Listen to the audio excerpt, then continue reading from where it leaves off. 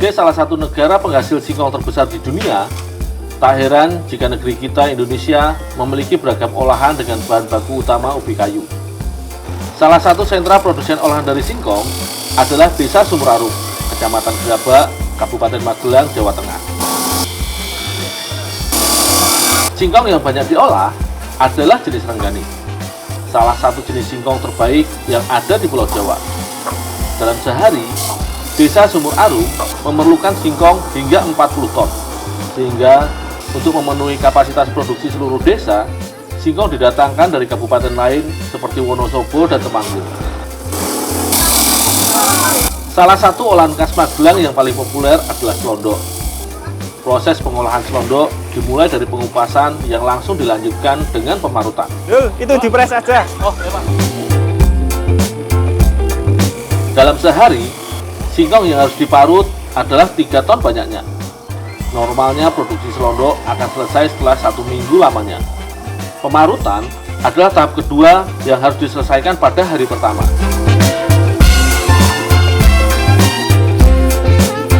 Berikutnya adalah tahap pengepresan, yakni tahapan pembuangan air dari dalam parutan singkongnya.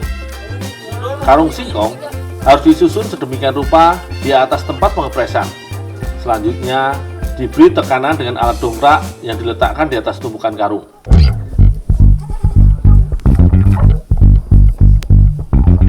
Dengan beratnya tekanan yang dihasilkan, diharapkan parutan singkong akan kesat setelah 1 malam.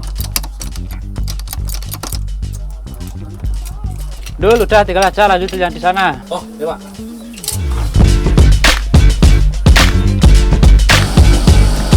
Setelah dipres semalam, selanjutnya akan dilakukan proses gempur dan pengayaan. Gempur adalah proses mengurai kembali hasil presan singkong. Akibat dipres lama, parutan singkong akan berubah menjadi semacam gumpalan yang sangat kesat sekaligus padat. Ini harus diuraikan lagi dengan cara diparut kembali. Hasil gempuran memang telah menjadi tepung, akan tetapi masih sangat kasar dan memiliki butiran yang besar. Oleh karena itu, harus dilakukan proses pengayakan lagi, sehingga dihasilkan tepung singkong yang lebih halus. Memang perlu tenaga ekstra untuk mengayak tepung kasar yang agak lembab seperti ini. Kita harus rajin mengaduk-aduknya supaya bahan lebih terurai atau renggang. Untuk menghemat tenaga, posisi ayakan sengaja digantung dengan seutas tali. Ini sangat berpengaruh pada tenaga yang harus kita keluarkan.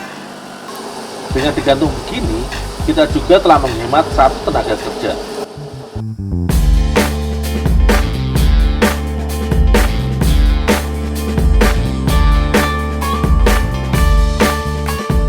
Adonan kerucut yang telah matang akan didinginkan selama 3 hari 3 malam lamanya.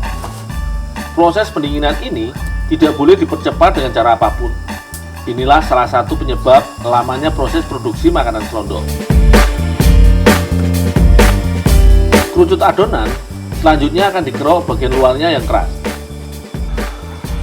Lapisan keras di luar kerucut tercipta ketika dilakukan proses pendinginan. Jika tidak dibuang, nantinya kerucut akan sulit dipotong dan juga dicetak. Memang ketebalan yang dikerok tidak banyak, hanya sekitar 2 mm saja. Kerucut yang telah dikerok kemudian dipotong dengan pemotong besar. Sebenarnya kerucut ini cukup lunak, dengan pisau kecil pun dapat dipotong.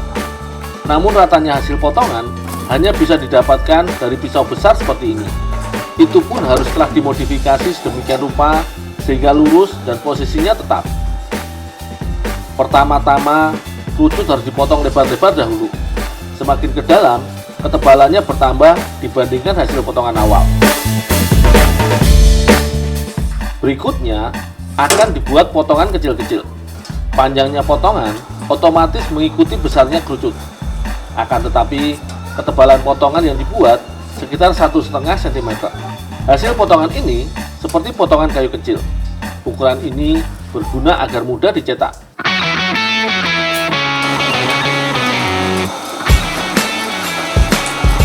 Hebatnya, kerucut bahan selondok masih dapat digiling atau dicetak setelah 3 hari didinginkan. Padahal Air yang ada pada geruduk ini hanya didapatkan dari proses pengukusan saja. Alat cetak yang digunakan adalah gilingan kecil. Alat ini sebenarnya seperti alat giling kebanyakan. Hanya saja, pada saat mencetak selondok, bagian depan alat diganti dengan pad dengan lubang tipis yang agak panjang. Jadi, saat adonan keluar, akan menjadi seperti pita adonan. Pencetakan ini biasanya akan dilakukan mulai pada hari ketiga proses produksi. Terkadang, proses pencetakan ini dilakukan hingga larut malam. Apalagi saat permintaan pasar akan produk selondok sedang meningkat. Hasil cetakan langsung diproses lagi. Untaian panjang pita adonan harus dipotong dahulu, baru dipisahkan satu demi satu. Panjang potongan yang dibuat sekitar 12 cm. Proses ini disebut suwar-suwir, yaitu istilah untuk menyebut pemisahan lembaran-lembaran kecil menjadi lembaran tunggal. Selondok yang telah disuwar-suwir akan dijemur selama kurang lebih 1 hari lagi, hingga setengah kering. Pemberian bumbu pada selondok diawali selondok warna putih. Setelah itu, tong plastik ditutup dan selanjutnya diputar.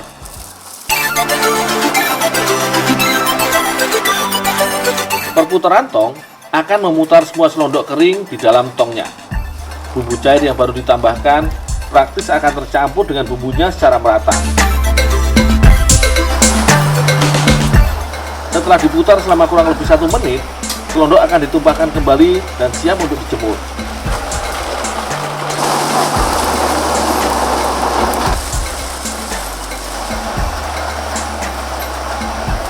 Selain warna asli yakni putih, juga sering dibuat selondok dengan warna oranye.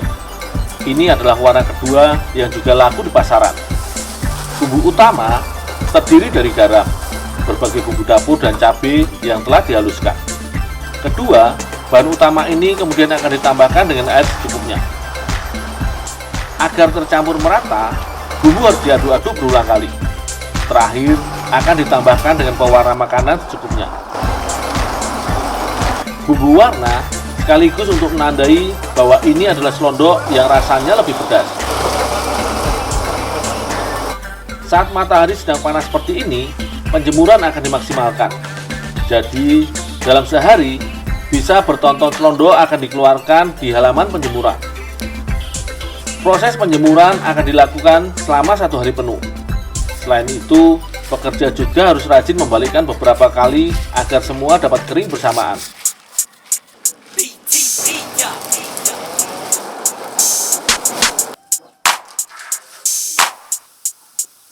Di desa Sumur Arum sendiri, yang mana setiap hari puluhan ton selondok diproduksi, selondok hanya digoreng saat tertentu saja, misalnya saat ada tamu berkunjung.